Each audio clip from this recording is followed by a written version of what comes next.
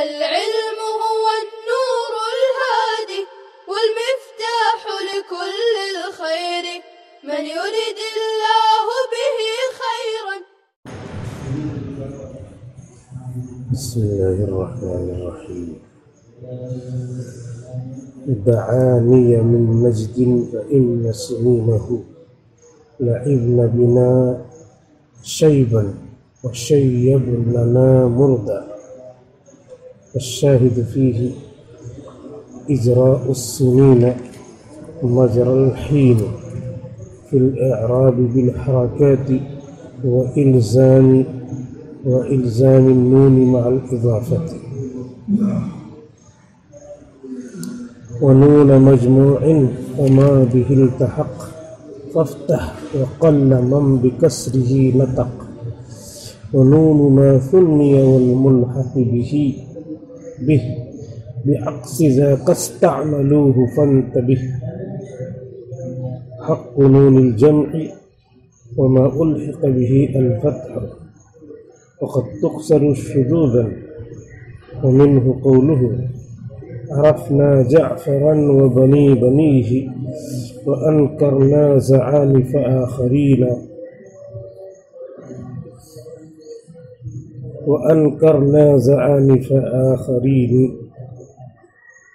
وقوله أكل الدهر حل وارتحال أما يبقي علي ولا يقين.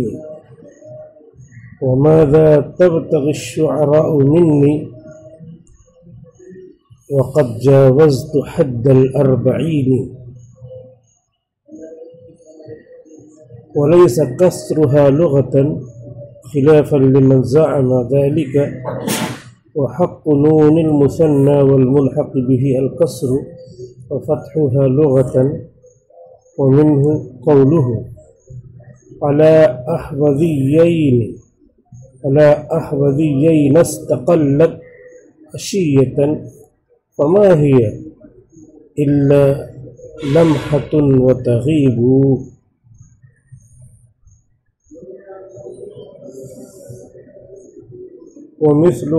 ومثله قول الشاعر دعاني من نجد فإن سنينه لعبن بنا شيبا وشيبننا مردا. شرح ابن عقیل میں سبق چل رہا ہے جمع مذکر سالم کا اور اس کے اعراب بالحرف کا. اسماء ستہ مقبرہ سے شروعات کیا ہے کہ ان کا اعراب بالحرف ہوتا ہے. اور اعراب بالحرف کا مطلب یہ ہے کہ اعراب بالحرکت کا نائب ہونا چاہیے. واو الف یا کی جگہ پر زیر زبر پیش ضمہ فتحہ کسرہ، لیکن وہ نہ آ کر اس کی جگہ پہ واو آ جاتا ہے، الف اور یا آ جاتی ہے، یعنی یہ اس کے نائب بن جاتے ہیں.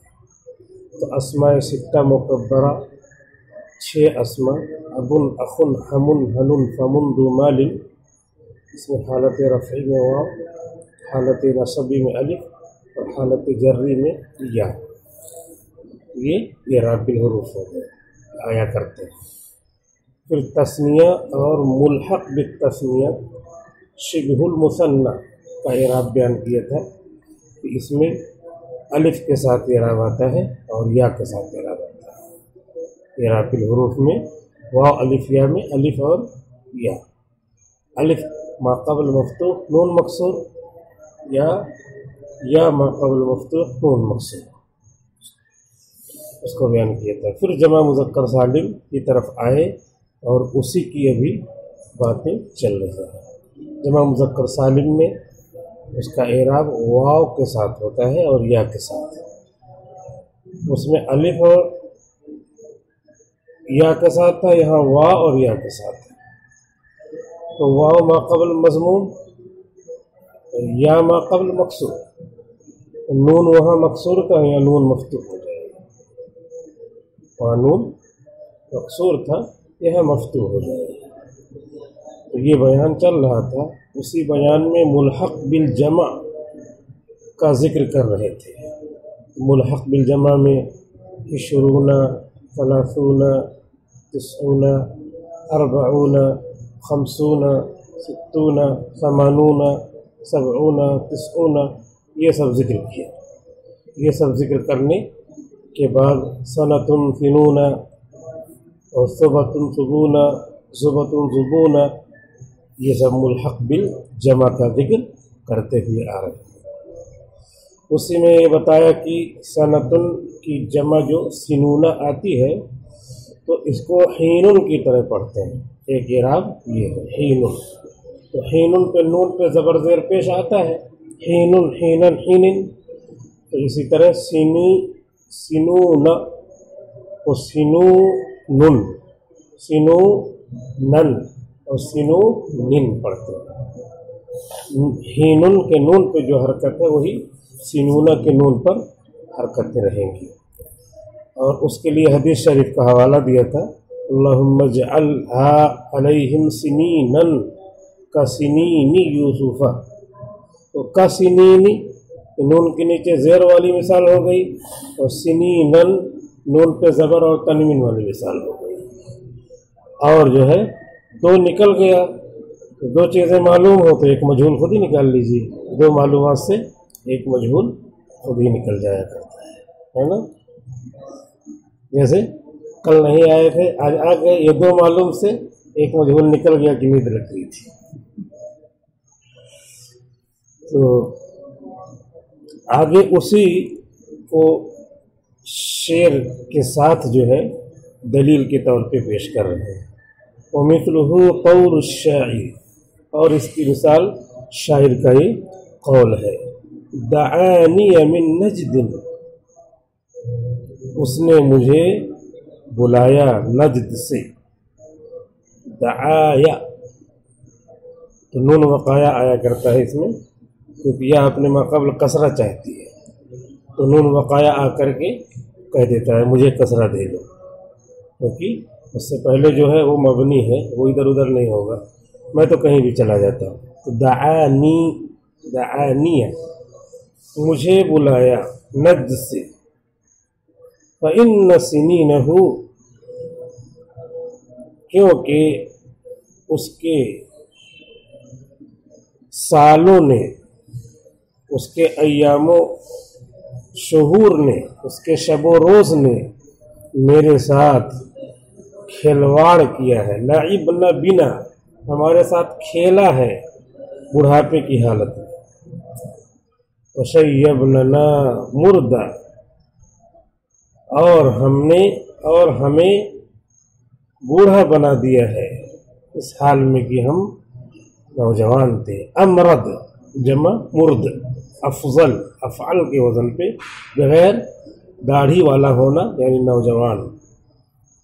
لعبنا بنا شیبا، ہمارے ساتھ کھلواڑ کیا ہے بڑھاپے کی حالت میں، اور ہم کو جوان سے بوڑھا بنا دیا۔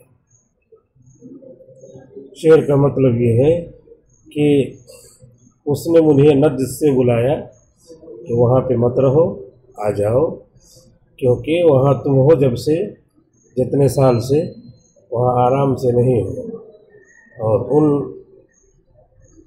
حالات میں تم کو اچھے سے نہیں رہنے دیا، اور حالات میں تم نوجوان تھے، تمہارے ساتھ کھلواڑ کیا بڑھاپے کی حالت تک، اور نوجوانی سے بوڑھا بنا دیا۔ پریشانیاں آتی ہیں تو بال جلدی پک جاتے ہیں، پریشانیاں آتی ہیں تو سارے اعضاء پہ اس کا اثر ہوتا ہے۔ حضور نے فرمایا کہ سورہ ہود نے مجھے بوڑھا بنا دیا۔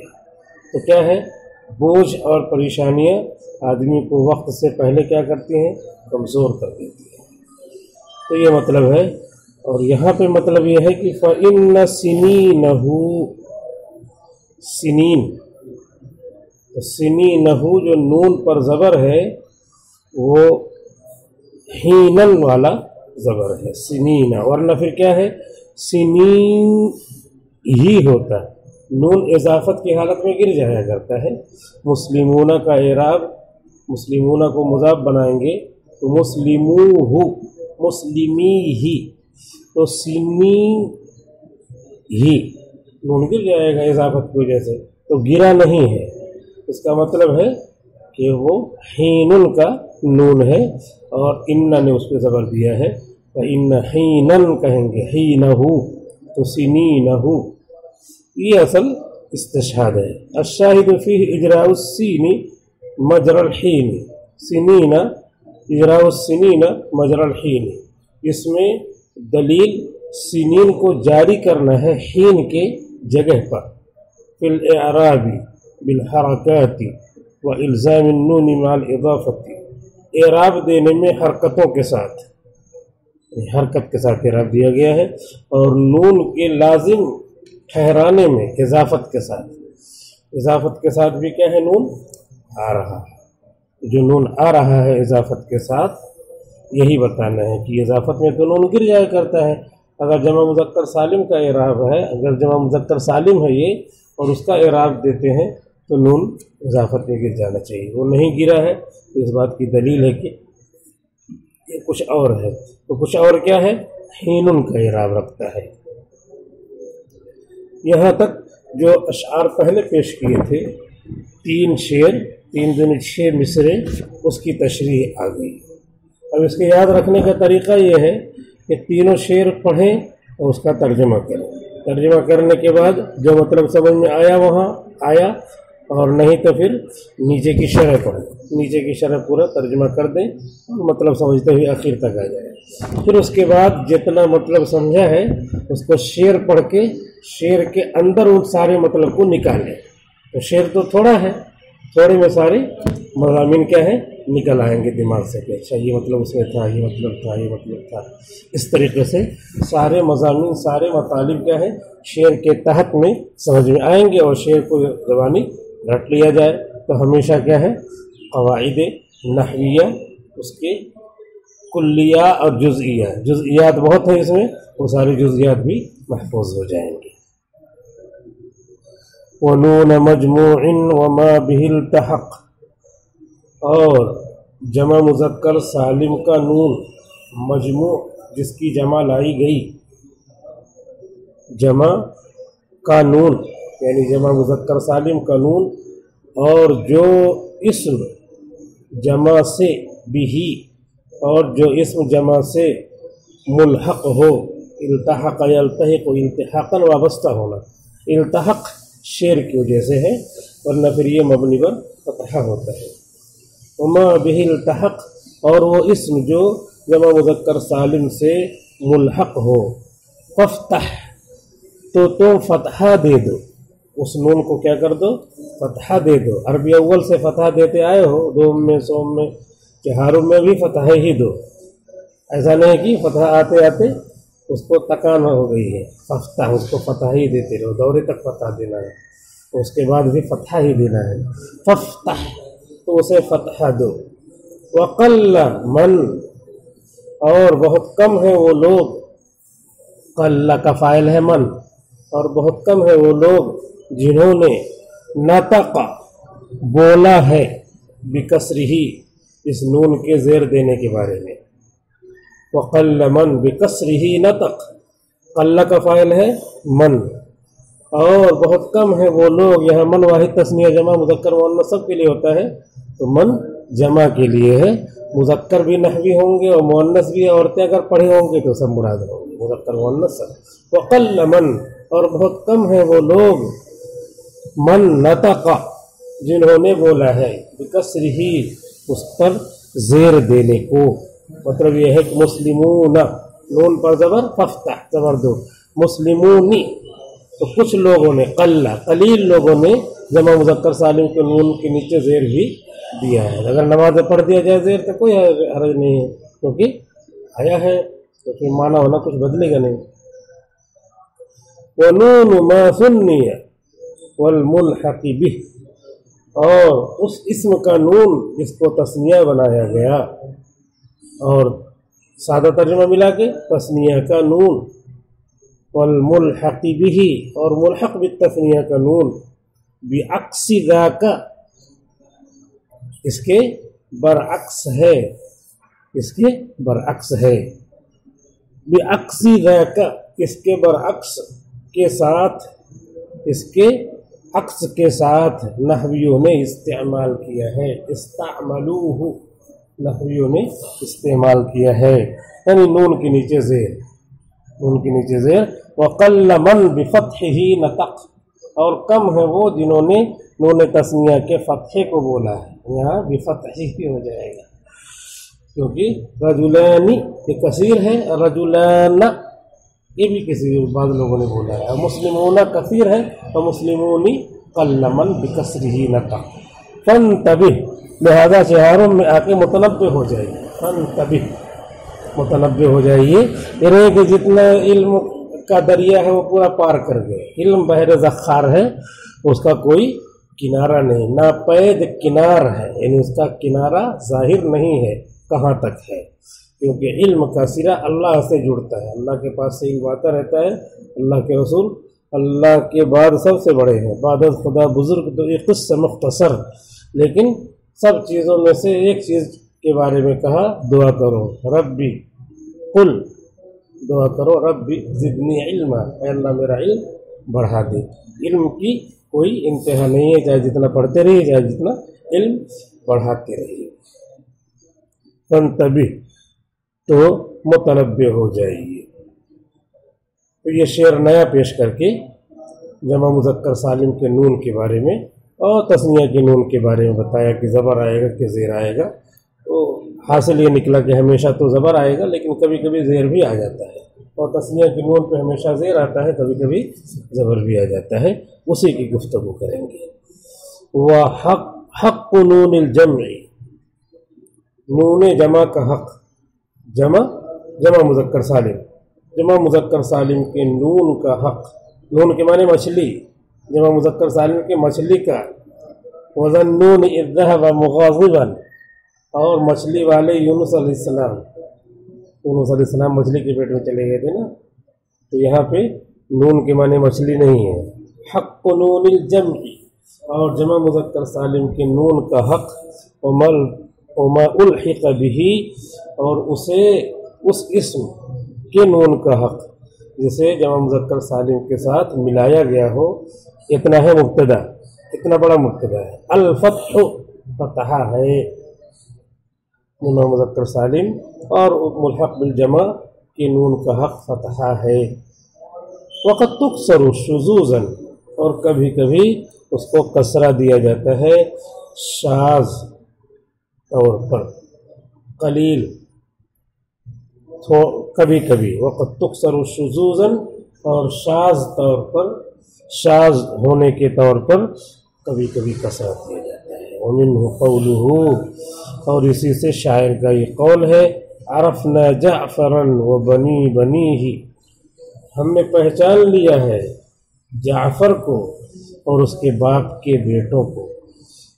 عرفنا جعفرا مفعول به ہے، عرفنا فعل فاعل، جعفرا جعفر کو، وبنی بنیہ اور اس کے باپ کے بیٹوں کو ہم نے پہچان لیا ہے.